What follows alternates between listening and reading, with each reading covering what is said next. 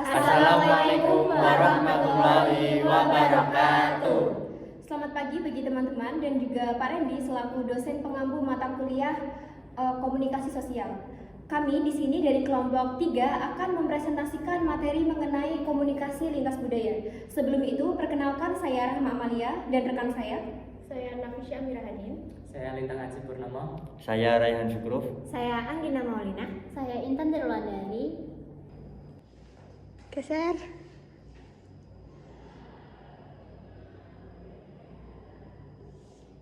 Yang pertama ada pendahuluan.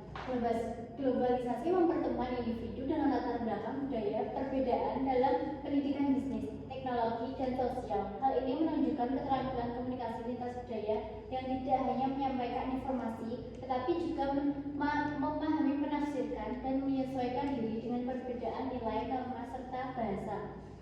Jadi komunikasi lintas budaya ini sangat penting untuk mencegah kesalahpahaman, mengurangi konflik, dan membangun integrasi, toleransi, serta kerjasama di masyarakat multikultural. Selanjutnya, ada komunikasi lintas budaya dalam konteks sosial. Komunikasi lintas budaya adalah proses di mana individu dari budaya yang berbeda menciptakan makna bersama. Proses ini melibatkan tidak hanya kata-kata yang diucap, tetapi juga konteks sosial, nilai budaya, dan keyakinan yang mendasari interaksi tersebut. Komunikasi lintas budaya lebih terfokus pada hubungan komunikasi antar bangsa dengan tidak memunculkan kultur baru seperti dalam kajian komunikasi antar budaya. Ya, selanjutnya ada konsep dasar. Budaya dan komunikasi memiliki keterkaitan yang sangat erat, di mana budaya merupakan sistem nilai, norma, kepercayaan, dan praktik yang diwariskan dari generasi ke generasi dalam masyarakat tertentu. Sedangkan komunikasi adalah proses mewujudkan pesan yang dipengaruhi oleh budaya tersebut. Budaya membentuk pola pikir, bahasa, simbol, dan cara pandang seseorang sehingga mempengaruhi bagaimana pesan itu disampaikan, diterima, dan diinterpretasikan dalam komunikasi. Selanjutnya ada faktor yang mempengaruhi komunikasi lintas budaya. Yang pertama itu ada faktor personal. Faktor ini itu berkaitan dengan kondisi psikologis, identitas diri, serta latar belakang individu.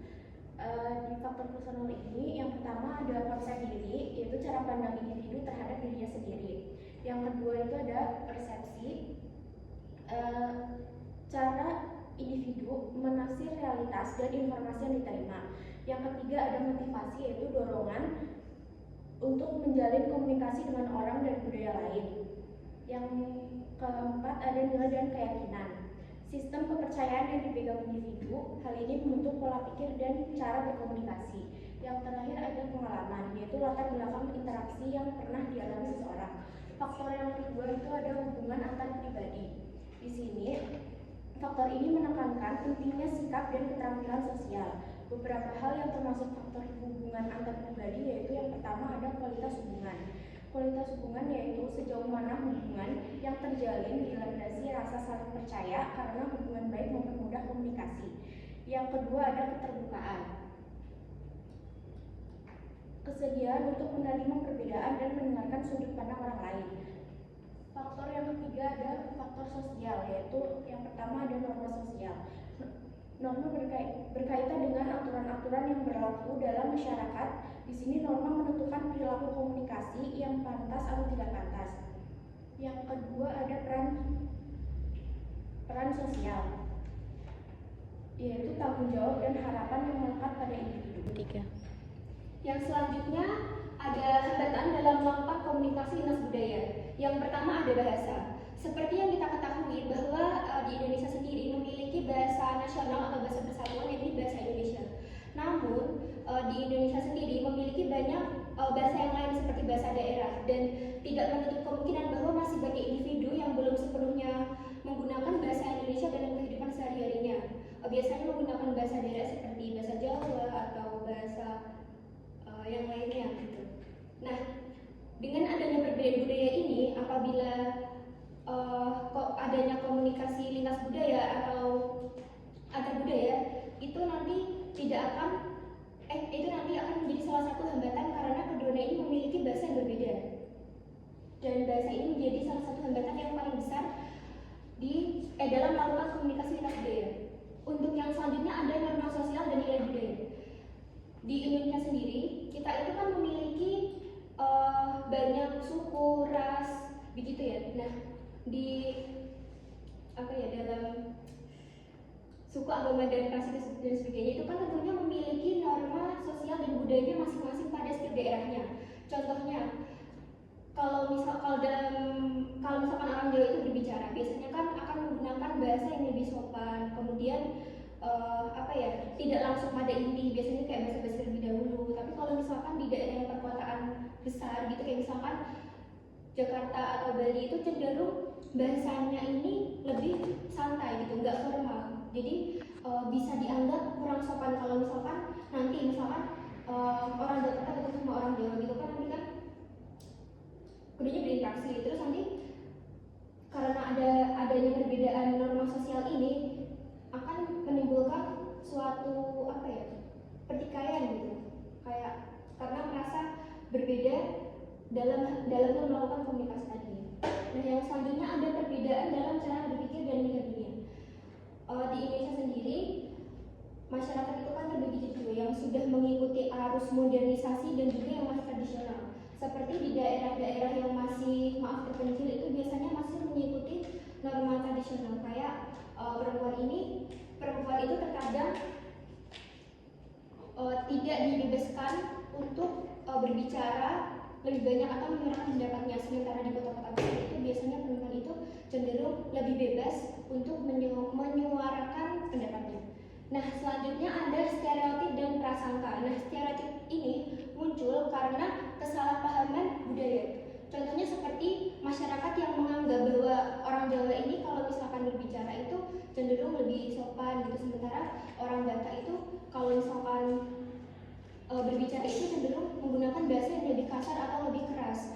Nah, stereotip ini dapat menjadi suatu hambatan karena nanti misalkan ada interaksi antar budaya, nanti keduanya ini akan menganggap bahwa punya stereotipnya masing-masing gitu loh, memandang suku yang lainnya. Yang selanjutnya, bagaimana strateginya untuk dapat mengatasi hambatan dari komunikasi lintas budaya. Yang pertama adalah dengan melakukan pendidikan multikultural dan literasi budaya.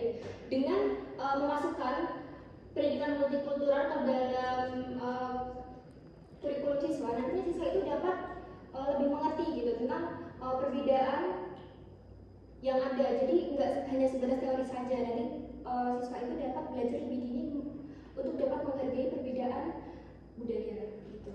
Kemudian yang kedua adalah pelatihan komunikasi lintas budaya di dunia kerja. Biasanya kan kalau misalkan di perusahaan atau misalkan kita bekerja itu kan karyawannya itu nggak cuma berasal dari satu daerah aja, biasanya kan berasal dari berbagai daerah, dan nantinya diharapkan itu tuh ada pelatihan komunikasi lintas budaya di dunia kerja supaya nantinya itu tidak menimbulkan stereotip kayak yang tadi aku jelasin, kalau misalkan itu orang Jawa itu dianggap lebih sopan atau orang Batak itu dianggap bahasanya itu lebih keras gitu. Akhirnya ada pengembangan kebijakan pemerintah. Nah, nantinya itu pemerintah bisa membuat suatu kebijakan yang menggunakan bahasa Indonesia sebagai bahasa pengantarnya, tapi tetap menghormati bahasa daerah yang digunakan oleh masyarakat. Nah, yang selanjutnya ada penguatan teknologi untuk mempertemukan budaya. Nantinya teknologi digital itu dapat dimanfaatkan, misalnya media sosial sebagai media untuk dapat memulai dialog antar budaya. Selanjutnya adalah toleransi terhadap keberagaman. Nah, toleransi terhadap keberagaman ini itu tentunya sangat penting, karena apabila masyarakat itu tidak toleran terhadap budaya yang dimiliki oleh masyarakat yang lainnya, maka akan menimbulkan suatu pertikaian atau kekacauan. Yang selanjutnya ada dialog antar kelompok sosial dan budaya. Dengan membuat suatu forum yang nantinya itu ada diskusi terbuka di dalamnya, itu dapat menjadi salah satu strategi untuk dapat mengatasi komunikasi lintas budaya itu. Jadi nanti misalkan masyarakat atau orang-orang dari berbagai daerah itu dikumpulkan jadi satu untuk dapat saling berkomunikasi, gitu, itu dapat menjadi salah satu strateginya. Nah, Lalu yang terakhir ada peningkatan peran media dalam pendidikan budaya. Media itu kan impactnya sangat besar. Seperti ada media massa, terus nanti kita itu bisa memanfaatkan media tradisional maupun media online yang dapat mempromosikan mengenai pendidikan budaya itu sendiri, sehingga masyarakat itu dapat teredukasi secara lebih luas, baik melalui media tradisional maupun media yang modern. Baik, berikut ini merupakan beberapa contoh dari implementasi komunikasi lintas budaya yang terjadi di lingkungan kita, di lingkungan sekitar kita. Adapun di sini saya sebutkan ada 5. Yang pertama yaitu pertemuan Karang Taruna. Kenapa sih pertemuan Karang Taruna? Karena itu seringkali terjadi di lingkungan kita di desa-desa. Di desa itu masyarakatnya, pemudanya itu tidak berasal dari latar belakang budaya yang sama. Misalnya di satu desa itu pasti kan ada beberapa yang merupakan berasal dari keluarga Kristen, terus Islam, itu juga merupakan latar belakang budaya yang berbeda, sehingga persepsi yang mereka pikirkan, yang terpapar di otak itu pasti juga berbeda. Terus yang kedua ada rapat DPR. Rapat DPR, dari setiap anggota parlemen mempunyai visi, misi, dan juga gagasan yang berbeda, serta pandangan yang berbeda dan kepentingan yang berbeda yang mewakili daerahnya masing-masing, sehingga terjadi dinamika interaksi komunikasi yang terjadi. Terus pertukaran pelajar di beberapa sekolah, terutama elit-elit di Indonesia, itu ada seringkali mengadakan suatu event acara pertukaran pelajar, di mana beberapa pelajar dari sekolah tersebut merantau keluar, dan siswa yang dari luar masuk ke sekolah ini, seperti itu. Sehingga tentunya bahasa yang mereka bawakan berbeda, sehingga adaptasi di situ. Terus keempat, pertemuan keluarga antar kultur.